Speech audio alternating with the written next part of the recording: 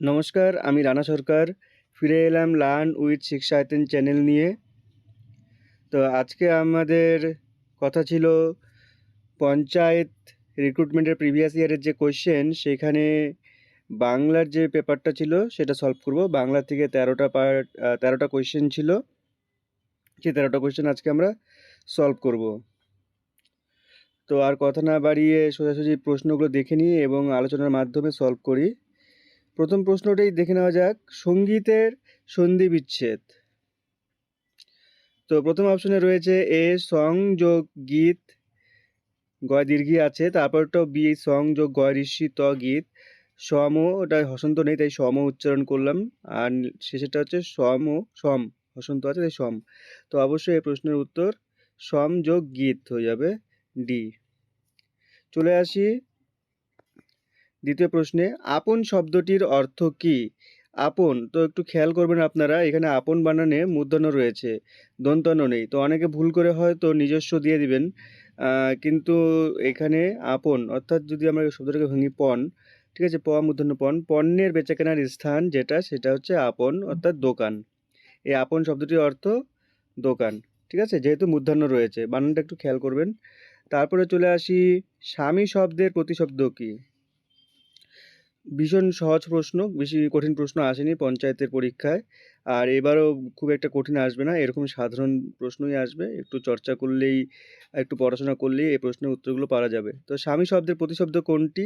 রয়েছে এ দ্বৈত, বি কান্ত, সি নাথ, আর ডি উপরের সবকটি। অবশ্যই এই প্রশ্নের উত্তর হয়ে যাবে উপরের সবকটি, কারণ স্বামী শব্দের প্রতিশব্দ হচ্ছে দ্বৈত হবে, কান্ত হবে, নাথ হবে, এছাড়াও যা আছে আরও, যদি আমি পতি বলি, তারপরে হচ্ছে বর, ভর্তা, ঠিক আছে, এগুলো হচ্ছে সব স্বামী শব্দের প্রতিশব্দ। চলে আসি পরের প্রশ্নে, নিচের কোনটি মিশ্র বাক্যের উদাহরণ? তো অবশ্যই আমাদের বাক্য পড়তে হবে, বাক্যের মধ্যে রয়েছে সরল বাক্য, জটিল বাক্য, যৌগিক বাক্য, এর কিছু নিয়ম আছে। সরল বাক্যে যেমন থাকে, বাক্যে একটি উদ্দেশ্য থাকে, একটি সমাপিকা ক্রিয়া থাকে, ঠিক আছে, একটি বিধেয় থাকে, সেটা হচ্ছে সরল বাক্য। আবার যদি জটিল বাক্য হচ্ছে, জটিল বাক্যতে দুটি খণ্ড বাক্য থাকবে একে অপরের উপর, যেটাকে বলে একে অপরের প্রতি নির্ভরশীল, ঠিক আছে, যেমন সূর্য উঠলে পাখি গান গাইবে, এরকম যে শব্দটা সে বাক্যটা সেটা হচ্ছে জটিল, মানে দুটো বাক্য, সূর্য উঠলে একটা বাক্য, আবার আরেকটা বাক্য খণ্ড বাক্য হচ্ছে পাখি গান গাইবে। তো সূর্য উঠলে পাখি গান গাইবে, তো এটা হচ্ছে জটিল বাক্যে চলে গেল, একে অপরের সাথে নির্ভরশীল, ঠিক আছে, বাক্যের মধ্যে আর কি।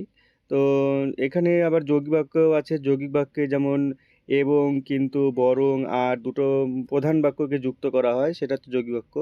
আর মিশ্র বাক্যের ক্ষেত্রে দেখা যায় কি, যে ধরনের বাক্যের মধ্যে সরল, জটিল, যৌগিক এসব সব বাক্য মিশে রয়েছে, ঠিক আছে, তাই মিশ্র বাক্য বলা হয়েছে। তো আমরা পড়ে দেখি, যে ভালো ছেলে তাকে সবাই শ্রদ্ধা করে, বি ভালো ছেলেকে সবাই ভালোবাসে। তো ভালো ছেলেকে সবাই ভালোবাসে পড়েই বুঝতে পারছি এটা সরল বাক্য। তিনি গেলেন এবং, তাই এবং লেখা আছে, এবং আমরা গ্রামে ফিরলাম, এটা অবশ্যই যৌগিক, কারণ তিনি গেলেন একটি স্বাধীন বাক্য এবং আমরা গ্রামে ফিরলাম এটাও একটা স্বাধীন, তো দুটোকে যুক্ত করা হয়েছে তাই এবং দিয়ে, তাই এটা যৌগিক, ঠিক আছে। তুমি এলে আমরা যাব, তো এখানে হচ্ছে একে অপরের সাথে ডিপেন্ডেন্ট, তো এটা তুমি এলে আমরা যাব, এটাও জটিলে চলে যাবে, কারণ একে অপরের কাছে তুমি এলে একটা খণ্ড, আমরা যাব, ঠিক আছে। তো এখানে যে ভালো ছেলে তাকে সবাই শ্রদ্ধা করে, ঠিক আছে। তো এটাকে যদি আমরা সরল করি, ভালো ছেলেকে সবাই শ্রদ্ধা করে, তো যে দিয়ে আরও জটিল করা হয়েছে, ঠিক আছে, যে ভালো ছেলে তাকে সবাই শ্রদ্ধা করে, তো এখানে হচ্ছে মিশ্র বাক্যের উদাহরণ এ হবে, যে ভালো ছেলে তাকে সবাই শ্রদ্ধা করে। চলে আসি 35 নম্বর প্রশ্নে, কোনটি সঠিক সন্ধি? তো সন্ধি থেকে দেখতে পাচ্ছি অনেকগুলো প্রশ্ন এসেছে। প্রথম অপশনে রয়েছে সম যোগ চয় সঞ্চয়, রাজ যোগ গি রাজ্ঞী, স যোগ অয়ন শয়ন, মন যোগ কষ্ট মনস কষ্ট। তো অনেকে মনোযোগ কষ্ট হয়তো মনোকষ্ট বিসর্গ আছে, তো অনেকে হয়তো দিয়ে দিবেন, কিন্তু এটা ভুল। বিসর্গ সন্ধির ক্ষেত্রে মনোকষ্টতে এই বিসর্গ ওকারটা হবে না, তো এরকম সিম্পল চলে আসতো, তো এটা ভুল আছে, এটা হবে না। সম যোগ চয় সঞ্চয়, এটা হচ্ছে সঠিক, ঠিক আছে। সন্ধি একটু পড়তে হবে, পড়ে নিয়মগুলো জানতে হবে, তারপরে করতে হবে। শুদ্ধ বানান, হ্যাঁ বানান আসবে, আর প্রচুর বানান আমাদের শিখতে হবে। তো এখানে মুহুর্মুহু যেটা আছে, অনেকে হয়তো দীর্ঘকার ইউজ করে দিতে পারেন, কিন্তু দীর্ঘকার হবে না এখানে, মুহুর্মুহু বানান এ হবে 36-এর এ। ঠিক আছে, চলে আসি কৃপণের নিকট। হ্যাঁ, আমাদের একটা গুরুত্বপূর্ণ টপিক এখানে, যেটা হচ্ছে পড়তে হবে কি প্রবাদ। অনেক প্রবাদ পড়তে হবে আমাদের। ঠিক আছে, সেই প্রবাদগুলো জানতে হবে, প্রবাদের মানে জানতে হবে। ঠিক আছে, কৃপণের নিকট টাকা চাওয়া ড্যাশ মাত্র। তো কৃপণের নিকট আক্কেল সেলামি, অনধিকার চর্চা, অরণ্য রোদন, অগস্ত্য মাত্র। আচ্ছা, অরণ্য রোদন মানে হচ্ছে কি বলবো, নিষ্ফল আবেদন, মানে কারোর কাছে চেয়ে আমি কিছু পাবো না। ঠিক আছে, তো সেটা হচ্ছে অরণ্য রোদন। তো অবশ্যই এর উত্তর অরণ্য রোদন হয়ে যাবে, কারণ অরণ্যের নিকট টাকা চাওয়া হচ্ছে কি নিষ্ফল আবেদন। চলে আসি পরের প্রশ্নে। মূর্খের সঙ্গে তর্ক করা ড্যাশ। এটা আমার নিজেরই একটু দুটো দুটি উত্তর নিয়ে একটু কনফিউশন আছে। মূর্খের সঙ্গে তর্ক করা বৃথা আর নিরর্থক। তো এ দুটো হয়তো দুটোই উত্তর নিতে পারে। তো আমার হিসাবে আপনারা এটা নিরর্থকও করতে পারেন আর বৃথাও করতে পারেন। ঠিক আছে, মূর্খের সঙ্গে তর্ক করা নিরর্থক অথবা বৃথা, আমি দুটো রাখলাম। আর 39 নম্বর প্রশ্ন, কর্মভোগ এড়ানো যায় না। আমরা অনেক সময় বলে থাকি যে কর্মফলের ব্যাপারটা, কর্মফল অর্থাৎ এখানে কর্ম কোন অর্থে প্রকাশ করেছে? অবশ্যই যখন আমরা কোনো একটা কাজ করে ফেলি, সেটা ভালো হোক বা খারাপ হোক, ঠিক আছে, বেশিরভাগ ক্ষেত্রে খারাপেরটাই বলে, যে ও খারাপ কাজ করেছে তার ফল ও ভোগ করবেই। তো এই কর্মভোগ অর্থাৎ কি, এখানে কোনো পেশা বলেনি, পেশা হবে না, ঠিক আছে, অনুষ্ঠানও হবে না, কর্তব্য হবে না। তাহলে এই প্রশ্নের উত্তরটা হয়ে যাবে কি কৃতকর্ম, অর্থাৎ ও যে কাজটি করেছে তার ফলও ভোগ করবে, কর্মভোগ। ঠিক আছে, তো কৃতকর্ম হবে এই প্রশ্নের উত্তর। আর চলে আসি 40 নম্বর প্রশ্নে, ছেলেটি কোনো কর্মের নয় কুড়ের কি হবে? পাত্র, আখড়া, আড্ডা, বাদশাহ। এটি একটি প্রবাদ, এটা অবশ্যই হয়ে যাবে বাদশাহ, অর্থাৎ কি king of lazy, king of lazy. ঠিক আছে, একেবারে অলস। তো ছেলেটি কোনো কর্মের নয় কুড়ের বাদশাহ। চলে আসি 41 নম্বর প্রশ্ন, অর্থাৎ 41 মানে 11 নম্বর।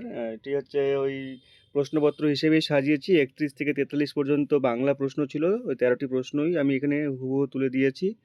দুঃখ বিনা সুখ লাভ হয় কি?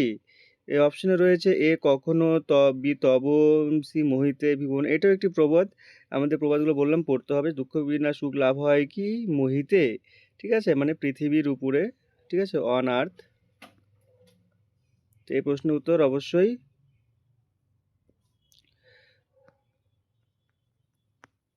মোহিতে হবে। ঠিক আছে, মোহিতে মানে পৃথিবীর উপরে, পৃথিবীতে যে আমরা আছি, দুঃখ বিনা সুখ লাভ হয় কি মোহিতে। চলে আসি 42 নম্বর প্রশ্ন। আমাদের এইসব ব্যাকরণগত প্রবাদ, সন্ধি, বাক্য জানার পাশাপাশি আমাদের যেটা জানতে হবে, যারা খুব বিখ্যাত লেখকরা রয়েছেন, রবীন্দ্রনাথ ঠাকুর, নজরুল ইসলাম, মানিক বন্দ্যোপাধ্যায়, তারাশঙ্কর বন্দ্যোপাধ্যায়, আশাপূর্ণা দেবী, মহাশ্বেতা দেবী, আরও অনেকে রয়েছেন। ঠিক আছে, তো তাদের যে বিখ্যাত বিখ্যাত বইগুলি রয়েছে, সেই বইগুলির নাম জানতে হবে। তো হয়তো যারা পড়াশোনা করেন না, তারা শেষের কবিতা দেখে হয়তো ভেবে যাবেন যে এটা হয়তো কবিতার বই, তাই অনেকে কাব্য নাট্য দিয়ে দিতে পারে, কিন্তু আসলে তা নয়। শেষের কবিতা হচ্ছে রবীন্দ্রনাথ ঠাকুরের একটি বিখ্যাত উপন্যাস। চলে আসি আজকের শেষ প্রশ্নে। ঠিক আছে, সে যেতে চায় তথাপি বসে আছে, কোন শ্রেণীর বাক্য? আমি একটু আগেই বাক্য নিয়ে আলোচনা করলাম, একদিন ডিটেলসে ক্লাস করব বাক্য নিয়ে, আমরা যত চেষ্টা করব যে বাংলার বিভিন্ন ক্লাস দেওয়ার।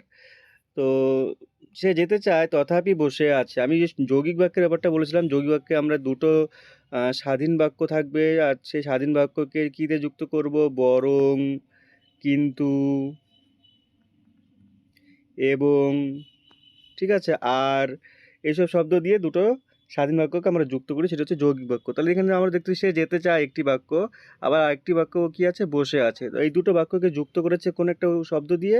তথাপি শব্দ দিয়ে। সে যেতে চায় তথাপি বসে আছে। তো এই প্রশ্নের উত্তর হয়ে যাবে যৌগিক বাক্য সূত্র অনুযায়ী। ঠিক আছে, তো এই ছিল আজকের মোট 13টি প্রশ্ন।